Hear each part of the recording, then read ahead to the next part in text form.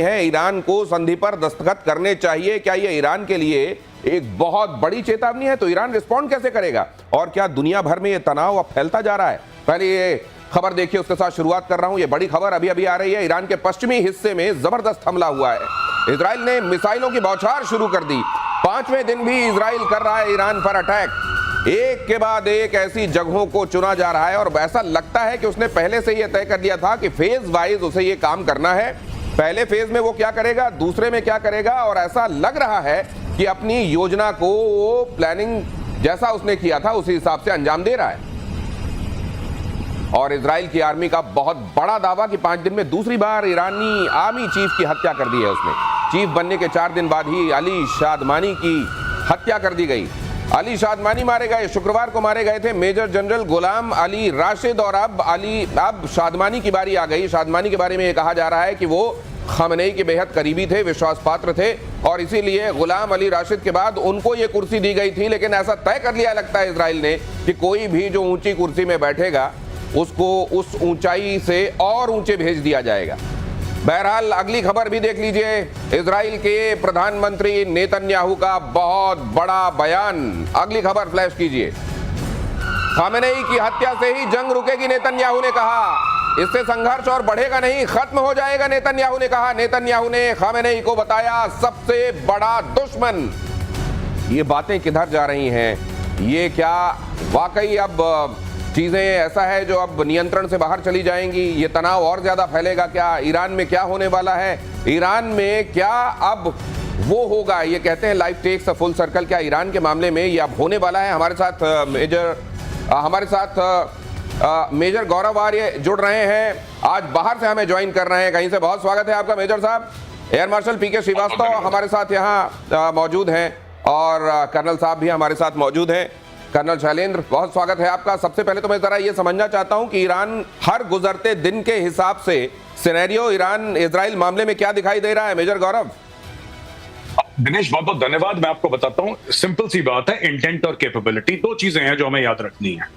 और ये नेतन्याहू कह क्यों रहे हैं ये भी मैं आपको शॉर्ट में समझा देता हूं।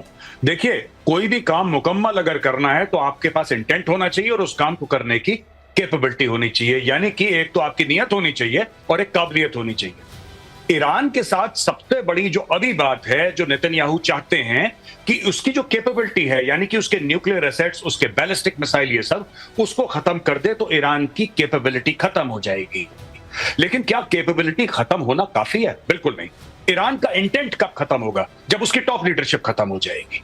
क्योंकि ईरानी लोग जंग नहीं चाहते। ईरानी लोग बड़े अमन पसंद लोग हैं, अच्छे प्यारे लोग हैं, मोहब्बत करने वाले, प्यार मोहब्बत से रहने वाले लोग हैं। लेकिन इनका जो ये टॉप एशेलॉन है ईरान का, उसने ये जिहाद का राग एक पकड़ लिया है और उसके पीछे उसके पीछे लगा हुआ है जिहाद के राग के।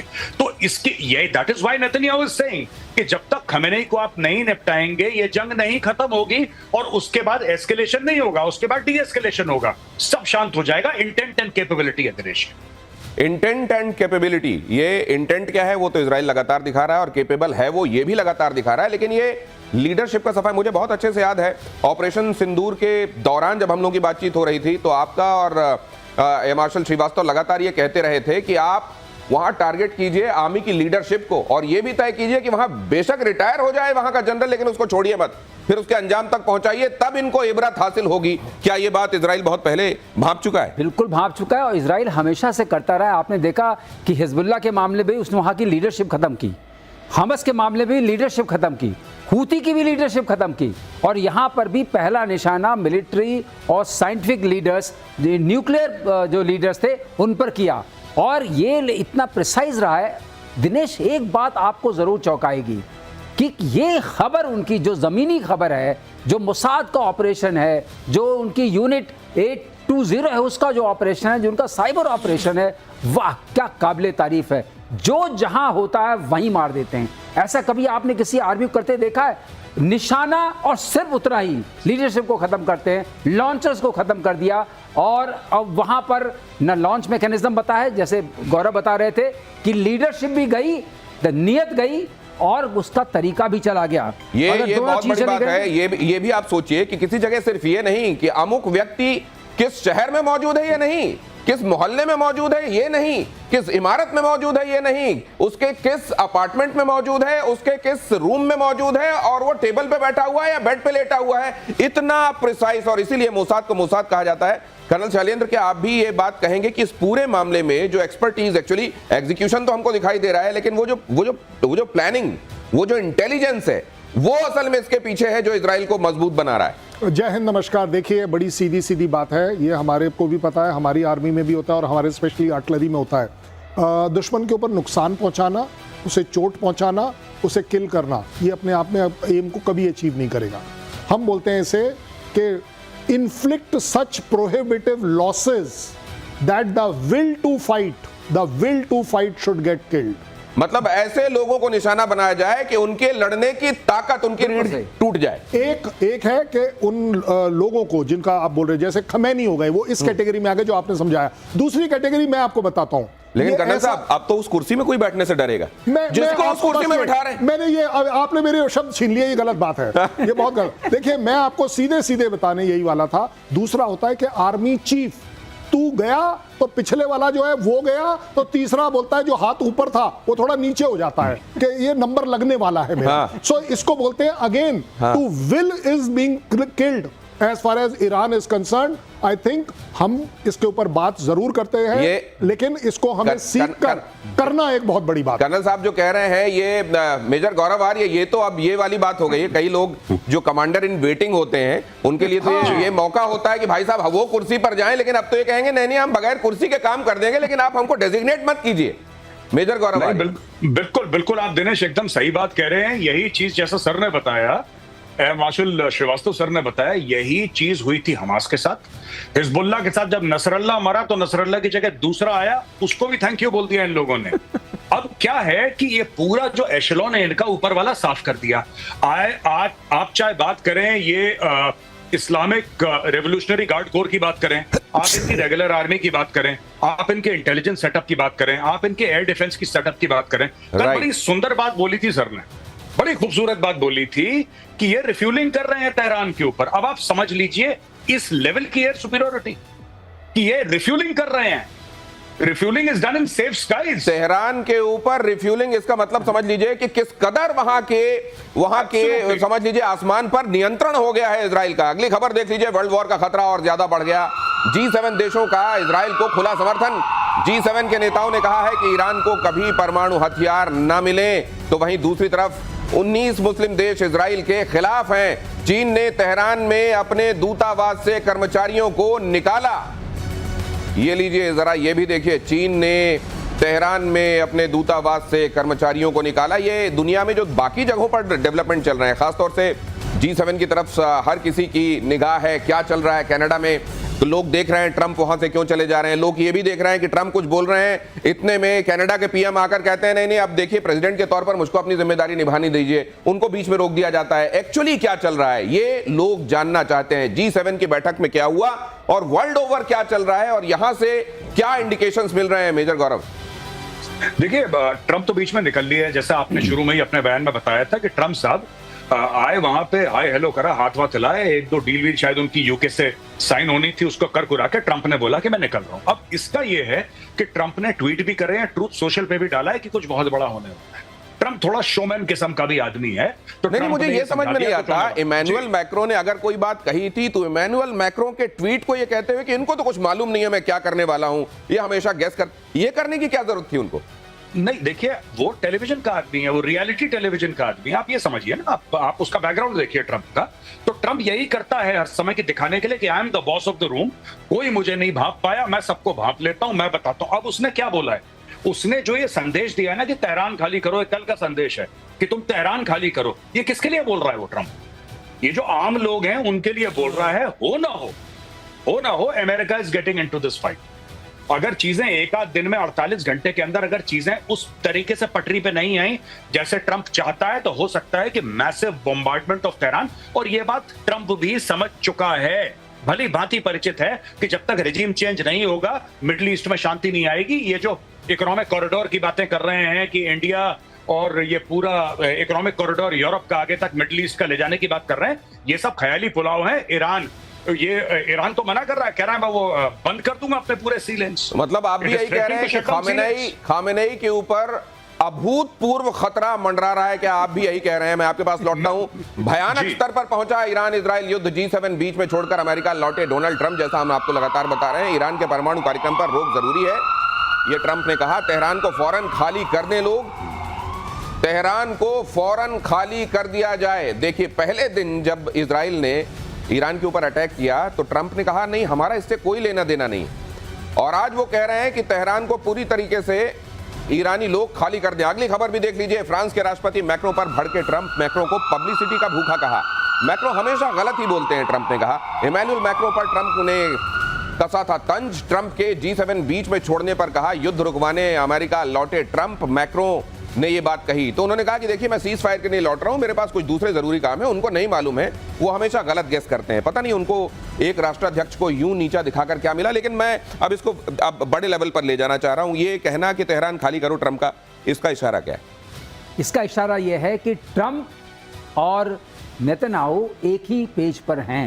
नेतन्याहू ने भी यही बोला था, तेहरान खाली करो, तेहरान खाली करो, और तेहरान खाली हो रहा है। तो पहली चीज होती है रेजिम चेंज से पहले जनता में एक विद्रोह का भाव सर, आए। आपको बीच में रोक रहा हूं। हाँ। जब से नेतन्याहू ने कहा है कि टॉप डेथ टू अमेरिका कहने वाला और टॉप में ट्रंप का नाम रखने वाला है ईरान, तो तुम देख लो, तभी से सब कुछ बदला है लगता है। और उसने ये भी कहा कि मैं तो उनका छोटा भाई हूं, मैं तो नंबर 2 हूं, पहले आपको मारने के लिए आ रहे हैं। और ट्रंप को याद आ गई कि इलेक्शन से पहले उनके पर क्या आक्रमण हुआ था, तो ट्रंप ने कहा, और मैक्रोन की थोड़ी सी आदत है दिनेश, अगर कहें आप मुझे कहने दें, कि वो बोलते थोड़ा आउट ऑफ टर्न बोल देते हैं मैक्रो। हाँ, थोड़ा आउट ऑफ टर्न बोलते हैं, हर चीज में कहते हैं मैं समझौता करा दूंगा, मैं कूद पड़ते हैं। मतलब ट्रंप को ट्रंप जैसा कहीं कोई मिल जाता है, आप ये कह रहे हैं। तो वो थोड़ा हुआ, तो ट्रंप ने बताया हु इज द बॉस। अच्छा, ये समझ जाओ कि मैं बॉस हूं।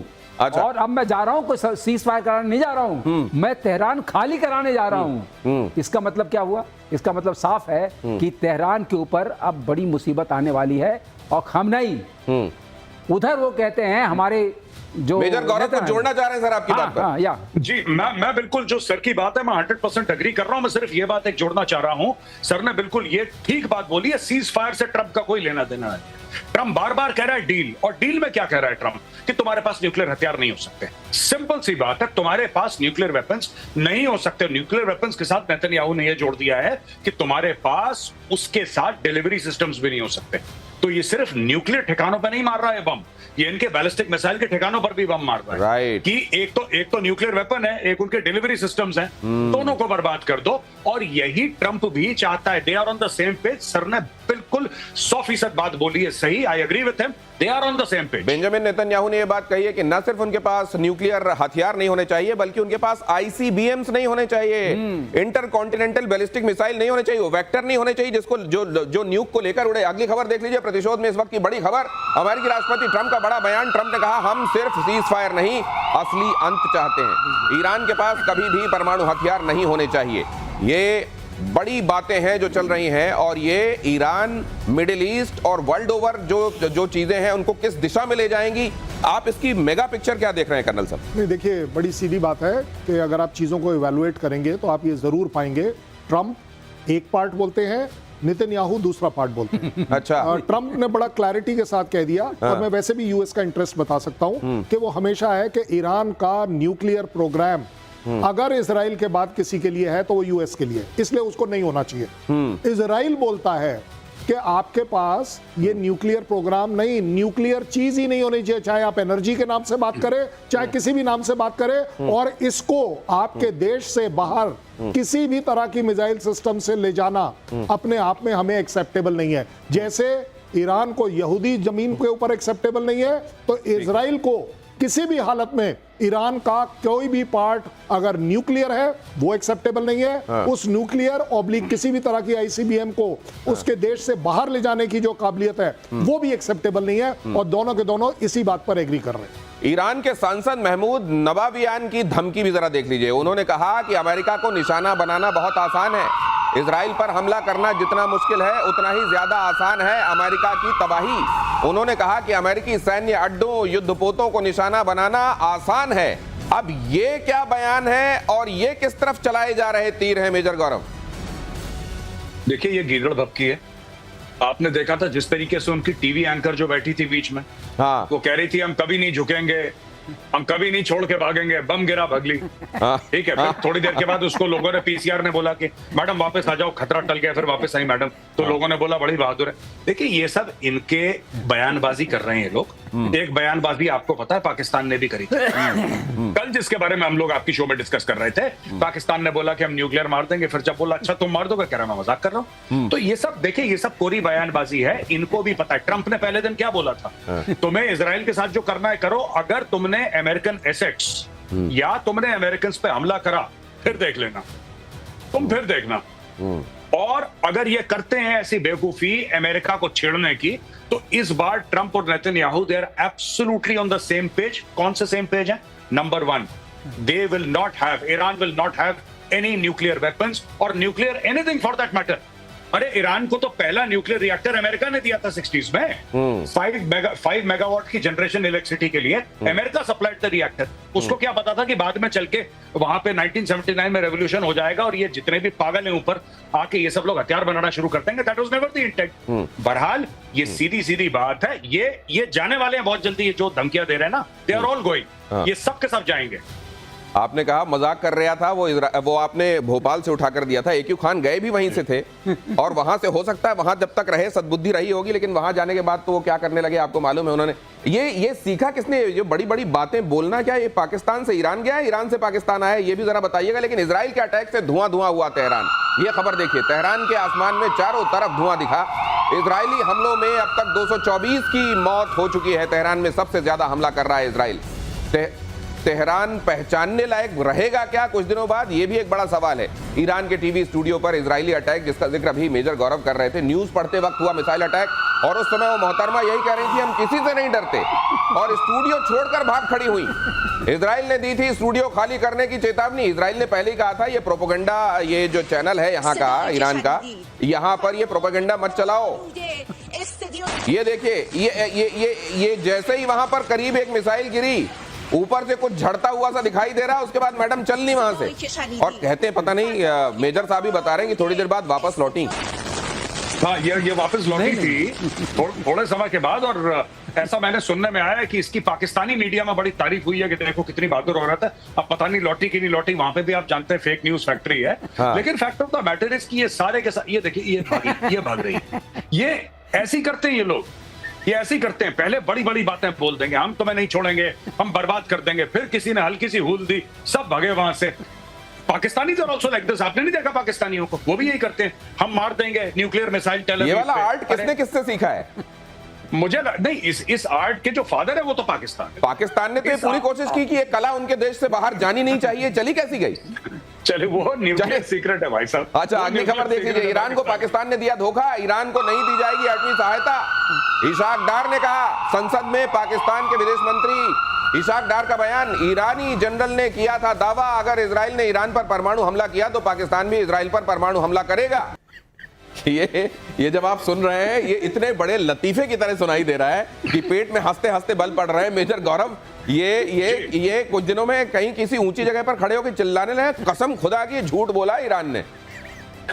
नहीं बिल्कुल, देखिए ये क्या है, ये बोल देते हैं पाकिस्तानी, लाहौरी खासतौर से, इनके ब्लड में है गोलीबाजी। ये बोल देते हैं कि हम चिंता मत करिए, हम इस्लामी बिरादर मुल्क हैं और हम आपके लिए जान दे देंगे और खड़े हैं वगैरह। लेकिन ये कंफ्यूजिंग सिग्नल्स क्यों आ रहे हैं मेजर? वो देखिए उधर वो क्या कह रहे हैं, वो नवाज शरीफ कह रहे हैं नहीं वो हमारा बिरादर है और हमको खड़ा होना चाहिए, उसके साथ पूरे तौर पर ये होना चाहिए, वो होना चाहिए। इधर ये देख लिया आपने, ये क्या जानबूझ कर ड्रामा चल रहा है क्या पाकिस्तान में? इनका बिरादर खड़ा नहीं, इनका बिरादर पड़ा है। उसका मार मार के नेतन्याहू ने हलवा बना दिया, सारे इनके आर्मी चीफ निपटा दिए, जितने भी 2 आ रखे हैं, तीसरा आएगा उसको भी निपटाएगा। ये ऐसी ये पाकिस्तानी, देखिए पाकिस्तानी बोल देते हैं क्योंकि इसके पीछे भी स्ट्रेटजी है बहुत। They have to satisfy the common people of the street. जो आम पाकिस्तानी सड़क पे चलता है वो तो चाहता है जिहाद जिहाद जिहाद, तो उसको सेटिस्फाई करने के लिए देखो हम मार देंगे यहूदियों को बम। अब पता है क्या बोल रहा है ये इशाक डर? ये कह रहा है कि हो सकता है कि एआई जनरेटेड हो, ये भी हो सकता है कि एआई जनरेटेड हो। इन्होंने नहीं, वैसे इन्होंने देखिए इन्होंने क्या बोला दिनेश, मैं माफी चाहूंगा, बस 30 सेकंड लूंगा। हाँ। इन्होंने ये बोला कि साहब हम ईरान के साथ खड़े हैं, ईरान हमारा मुस्लिम बिरादर मुल्क है, हम जान दे देंगे, सर कटा देंगे ईरान के लिए, उसके साथ खड़े हैं, बताओ क्या करना है।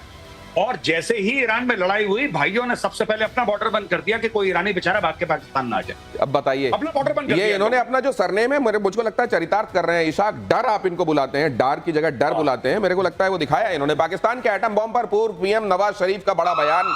पाकिस्तान के एटम बॉम्ब जंग के लिए नहीं है, नवाज शरीफ ने कहा।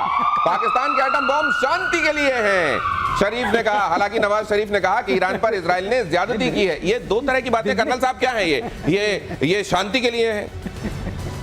एज फार एज जो शहबाज शरीफ साहब और नवाज शरीफ साहब कुछ बोलते हैं ना, वो बड़ा सीरियस मामला होता है। मुझे याद है कि जब लोग नौकरी ढूंढने शहरों की तरफ आते हैं सर, तो बहुत सारे लोग जिनको नौकरियां नहीं मिली तो जरूर बताते हैं कि हमारी बहुत जमीन है, बहुत खेती बाड़ी है। ये एटमी मुल्क है, एटमी मुल्क है, और फिर शांति के लिए क्या बताना चाह रहे हैं? नहीं, देखिए बड़ी सीधी बात है। 10 तारीख से पहले तो ये बड़ा एग्रेसिव बम था, हाँ, इस्लामिक बम था, हाँ, सब जगह अवेलेबल था, हाँ, हमास के लिए भी अवेलेबल था। ये 6 से 10 के बाद से ये पॉलिसी चेंज कब हुई? ये नई डॉक्ट्रिन कैसे आ गई? अब ये इसके दो ही रीजन हो सकते हैं। देखिए, शांति वाली बात, जो बम है, या तो अब वो बम रहा नहीं, या वो बम की जगह नहीं रही, कुछ तो हुआ है। नहीं तो पाकिस्तान में बम के ऊपर तो जनाब सबसे बड़ी फक्र की बात थी, और आज शांति का बम बन गया। और ऊपर से वो अब जनरल साहब की बारी आ गई। शैलेंद्र जब बोल रहे हैं, पहले तो चौक को बस सजाने के लिए रखे थे। हाँ। रेल मंत्री, जेल मंत्री, तेल मंत्री सभी बोलते थे, सब बोल रहे थे कि चौकों पे सजाने के लिए नहीं है, हाँ, हमारे दिखाने के लिए नहीं है, पाव पाव भारी। लेकिन अब वो कह रहे हैं हाँ सजाने के लिए है, अब सजाने के लिए नहीं नहीं नहीं। और दूसरी बात मुझे एक चीज और लग रही है कि ये शांति का प्रतीक तो कबूतर होता था। ये शांति हमारे बम शांति के लिए है, मतलब क्या कबूतर रखे हैं क्या वहां पर? यही मैं कह रहा हूँ, बम कुछ नहीं, कबूतर है। सर तो कब से बोल रहे हैं, 1 महीने से सर यही तो बात बोल रहे हैं कि इनके चलने नहीं वाले फ्रॉड है सबका सभी। नहीं, मैं ये नहीं बोलना चाह रहा था, मैं ये नहीं बोलना चाह रहा था गौरव। मैं सिर्फ ये कहना चाह रहा था 6 तारीख से 10 तारीख के बीच में ऐसा क्या हो गया कि ये बम शांति का बम बन गया? हाँ, ये शांति का बम क्यों है? ये शांति पहली बार इवन नवाज शरीफ बोल रहे हैं कि ये शांति का बम है। उधर मेजर गौरव आर्य आपकी बात पर ताली बजा रहे हैं। अमेरिका में असीम मुनीर का जबरदस्त विरोध हुआ है। जरा देखिए फील्ड मार्शल साहब का क्या इस्तेकबाल हुआ है वहां। वॉशिंगटन में पाकिस्तान दूतावास के पास विरोध, पाकिस्तान मूल के लोगों पर विरोध प्रदर्शन। मुनीर को इस्लामाबाद का कातिल बताया, सुनिए, मास मर्डरर है, और वो एस्ट्रिक वेस्ट्रिक लगा के काम चलाना पड़ रहा है। आपको मालूम है कि वहां पर कोई गाली दी गई है। अब आप सोचिए, असीम मुनीर, नहीं मैं बताऊं क्या गाली दी? नहीं रहने दीजिए, फैमिली शो है। लेकिन ये मेजर गौरव आर्य, ये पहले तो उसमें सुनाई देता है, ये आ रहे हैं फील्ड मार्शल असीम मुनीर आ रहे हैं, ऐसा लग रहा है कि बहुत इज्जत अफजाई की जाएगी, बड़ा उनको, और उसके तुरंत बाद ये शुरू हो जाता है और कहा जाता है कि मास मर्डरर हो तुम, वहां पर जनता की चलने दो, सेना की मत चलाओ। अरे साहब, ये जो इशाक डर जिसके बयान का हवाला दे रहे थे, उसको भी तो चोर चोर चोर चोर जब हो जाता है कहीं पे, हाँ, जब नवाज शरीफ जाता है उसको भी चोर चोर। ये सारे के सारे ऐसे हैं कि पाकिस्तानी इनसे त्रस्त हैं। इनको इंडियंस नहीं चाहिए कि इंडियन वहां पे किसी को जाके ट्रोल करे। पाकिस्तानी कहते हैं भाई आप घर पे बैठ के चाय पियो, हम बहुत हैं, हम संभालते हैं आसिम मुनीर को। ये आसिम मुनीर को खुले गरिया रहे हैं और आसिम मुनीर को खुला चैलेंज कर रहे हैं, और वो चुपचाप शीशे ऊपर करके, काले शीशे। अब देखिए, मैं कंपेयर नहीं कर रहा, पर दूसरे देश के जब लीडर्स जाते हैं या कोई बड़ा आदमी जाता है तो रुकते हैं, गाड़ी से नीचे उतरते हैं, पब्लिक से मिलते हैं, वेव करते हैं, फोटोग्राफ खींचते हैं, हाथ मिलाते हैं लोगों से कि आप हमारे इस्तेकबाल के लिए आए हैं। इसको तो गाली देने के लिए आए हैं। इसके वेलकम के लिए कौन आ रहा है आसिम मुनीर के? कोई भी नहीं आया, कोई भी नहीं आया। काले शीशे वाली गाड़ी में बैठ के भाई चुपचाप से बेसमेंट में चला गया है, और पाकिस्तानी इसको गालियां दे रहे हैं, मास मर्डर। और ये सारे के सारे पाकिस्तान तहरीक इंसाफ के हैं, क्योंकि इमरान खान को इसने जेल में डाल रखा है। So that is why the protest are happening. तो ये गए थे वहां पर, देखिए बड़े चौड़े होकर के हमको बुलाया गया है, और वहां पर अमेरिका के अंदर पाकिस्तानी जो मौजूद हैं वो अपने फील्ड मार्शल को किस तरीके से वेलकम कर रहे हैं, मैंने आपके सामने रखा। बड़े सैन्य ऑपरेशन की तैयारी में जुटा अमेरिका। अगली खबर, यूरोप में अमेरिकी सैन्य टैंक की हलचल बढ़ी। पूरब की तरफ तेजी से बढ़ रहे हैं टैंक और एयरक्राफ्ट। बड़े सैन्य ऑपरेशन की हलचल के तौर पर इसको लिया जा रहा है। बड़े सैन्य ऑपरेशन में क्या हो सकता है?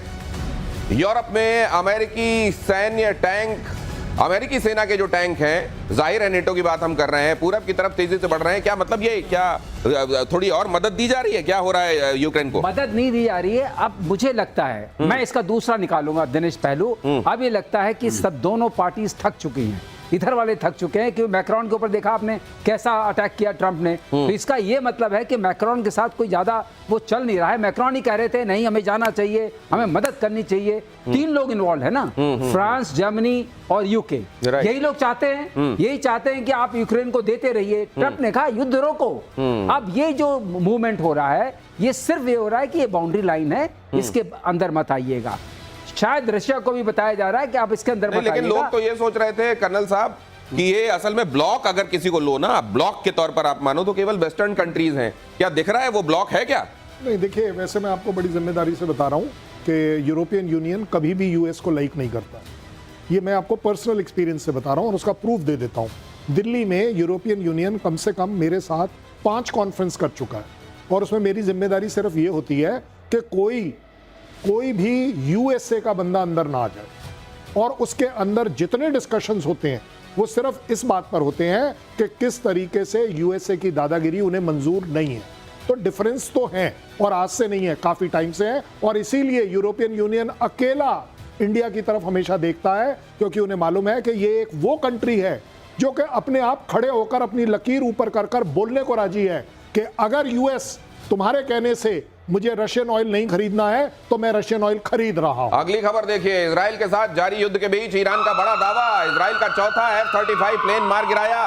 ईरान ने कहा तबरिज के पास इजरायली F-35 फाइटर जेट को मार गिराया। इससे पहले ईरान ने 3 इजरायली F-35 गिराने का दावा किया था। एक बात बहुत अच्छी कही थी एयर मार्शल पीके श्रीवास्तव ने कि हवाई जहाज गिराने के दावे वो कर रहे होते हैं जो हार रहे होते हैं, जिनको अपना अंत दिखाई दे रहा होता है, उनको फेवर में रिजल्ट नहीं दिखाई दे रहा होता वॉर का। इसलिए हमने ये मार गिराया, वो मार गिराया, यहां मार दिया। ये छोटा छोटा बताकर किसी तरह अपने फौज का मनोबल ऊपर रखने की कोशिश करते हैं। असल में जो जीत रहा होता है वो तुझपुंजिये तरीके से ये नहीं बताता हमने ये मार गिराया, वो मार गिराया, इनका ये जहाज मार गिराया। ये एक बड़ा कंपैरिजन ये वाला भी है पाकिस्तान के साथ, major Gaurav Arya.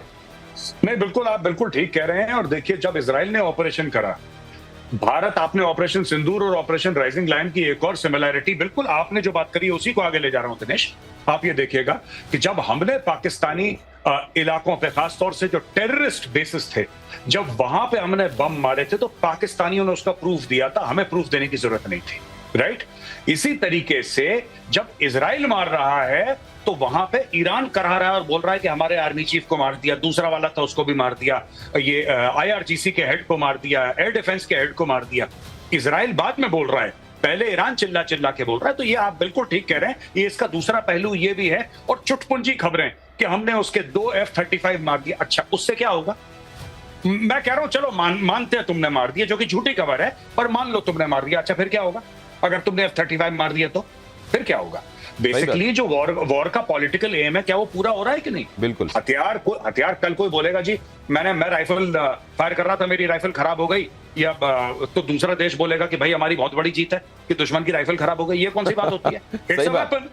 It's a weapon. Attrition के बारे में हवाला वो देते हैं जो हार रहे होते हैं, वरना जंग का आउटकम क्या है उसके बारे में चर्चा होती है जीतने वाले की तरफ से। ईरान में मोसाद की ड्रोन फैक्ट्री का खुलासा आ रहा हूं सर। ईरान ने किया फैक्ट्री ध्वस्त करने का दावा। तेहरान और अल्बरोज में, ये मैं ठीक पढ़ रहा हूं, अल्बरज में 2 संदिग्ध गिरफ्तार। 200 किलोग्राम से ज्यादा का विस्फोटक यहां से बरामद हुआ है। 23 ड्रोन के पुर्जे, लॉन्चर, अन्य उपकरण। मतलब न तो वहां ऐसी जगह छोड़ी जा रही है जहां इन्होंने किसी तरीके की मिसाइल रखी है, न ऐसी जगह छोड़ी जा रही है जहां किसी तरह का ड्रोन रखा है, और बाकी जगह जहां न्यूक्लियर वाली बात हो रही थी उन जगहों का क्या हाल किया है उसने भी। मतलब क्या ईरान आज से 10 दिन बाद, 15 दिन बाद क्या देख रहे हैं एयर मार्शल साहब?